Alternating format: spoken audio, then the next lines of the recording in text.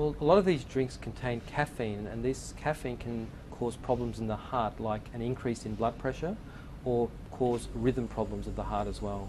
So it can actually ultimately lead to heart attacks, could lead to stroke, and could lead to rhythm problems of the heart that potentially could lead to sudden death. I think these energy drinks can affect all age groups, but particularly the young, and by that I mean the ages of 10 to 30 years of age. These drinks can, particularly because they're consumed in higher amounts, can cause significant cardiac effects. Some of my patients, for example, where I look after patients with genetic heart diseases, have presented after having some drinks, leading to very significant rhythm problems of the heart, which has led to them actually being admitted to hospital, requiring quite intensive care. The energy drinks have predominantly caffeine, as well as other additives such as guarana and taurine, and these agents can actually make the heart go faster and the blood pressure go higher.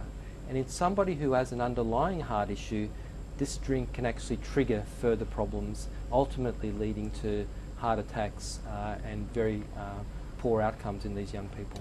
Research in this area currently isn't clear whether you have to have an underlying heart condition or not for these energy drinks to have an effect. We certainly know that in young people with known heart disease, these energy drinks can trigger problems. It's yet to be established whether someone with a completely normal heart who has these drinks, whether it can cause bad outcomes.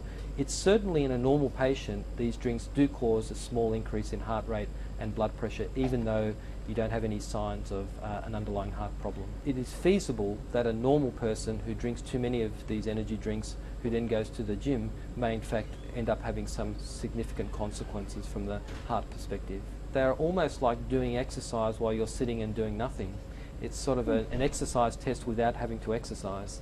So if you add on top of that going to the gym and further putting pressure on the heart, then it can lead to very tragic outcomes, because the heart just cannot cope with both the energy drink plus the exercise level at the gym, and so this can be a lethal combination.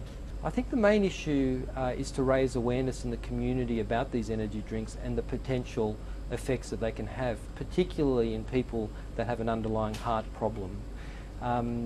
Perhaps things like more prominent labelling of these products to warn people that there are potential cardiac effects of these drinks.